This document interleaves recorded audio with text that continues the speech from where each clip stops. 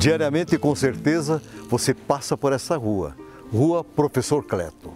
Vamos conhecer um pouquinho sobre a personalidade do Professor Cleto? Portanto, iremos conversar com o nosso promotor, Dr. Júlio Ribeiro de Campos Neto.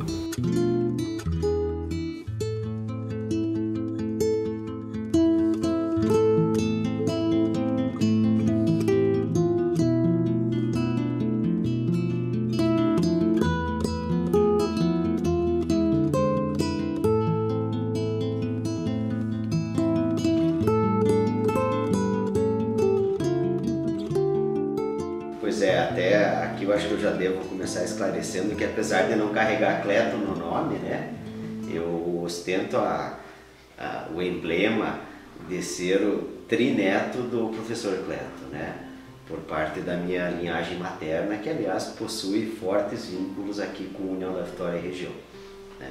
Mas especificamente sobre o professor Cleto, cujo nome é José Cleto da Silva, o professor Cleto ele nasceu na cidade de Paranaguá, onde é oriundo, né, no dia 24 de outubro de 1843 e faleceu no dia 24 de fevereiro de 1912, estando nos dias de hoje, desde então, melhor dizendo, enterrado lá no cemitério municipal em Curitiba. Mas a trajetória de vida do professor Cleto ela é muito interessante e, por que não dizer também, muito bonita. Foi uma pessoa que se despiu de anseios profissionais e pessoais para nortear suas atitudes. Tanto é verdade que, analisando os artigos, as biografias que tratam do professor Cleto, elas são muito claras em dizer que foi uma pessoa que é proveniente, oriunda de um berço pobre e que morreu pobre. Mas, ao mesmo tempo, nós analisando a história de vida dele, nós vemos que o professor Cleto ele ocupou dos mais variados cargos públicos, né? De inspetoria de impostos, deputado da Assembleia Provincial, secretário de Finanças, delegado de polícia, administrador geral dos Correios. É importante também trazer um pouco para a nossa realidade, quando eu tive a grata satisfação de ter acesso à ata de instalação da comarca de União da Vitória e ver que foi o professor Cleto que foi o promotor de justiça nomeado para representar o Ministério Público da época na instalação da comarca. Então também exerceu o cargo de promotor de justiça. E a história de vida do professor Cleto ela é muito bonita, e o próprio nome, como ele é conhecido como professor, ela mostra para nós que, dentre todas essas atividades públicas, de homem público que ele exercitou, sem dúvida alguma, a de professor foi a que ele abraçou de alma e de coração. Ele é uma pessoa que via aquilo que hoje ainda em dia, nós até pelo trabalho aqui da promotoria tentamos incutir na população, de que a educação é sim o caminho para a melhora do país e para a redução das desigualdades. Tanto é verdade que por mais de 4 décadas ele exerceu o magistério e inclusive nos dias de hoje ele tem várias homenagens ligadas a esse trabalho de educação que ele desenvolveu, inclusive é o patrono de um colégio estadual situado em Curitiba, né? Mas além do próprio colégio, ele, especialmente na terra natal dele, Paranaguá, existem vários monumentos, inclusive, enaltecendo as virtudes deste professor. Tendo acesso até à parte histórica, tem um autor que inclusive nomeava o próprio professor Cleto como um verdadeiro revolucionário na área da pedagogia. Por isso até que eu digo que, dentre as relevantes funções que o professor Cleto realizou na sua vida, eu definiria como uma palavra-chave o fato de ser um tremendo humanista. Humanista em ver o próximo enquanto seu irmão, independentemente da raça, da cor, do fato de ser criança, do fato de ser adolescente, do fato de ser pobre. E outro exemplo, inclusive, disso, dentre as finalidades do ensino noturno, é que naquela época a economia dos países também utilizava-se não apenas da mão de obra escrava, que era barata, mas também dos pobres e dos necessitados, dentre os quais entram as crianças.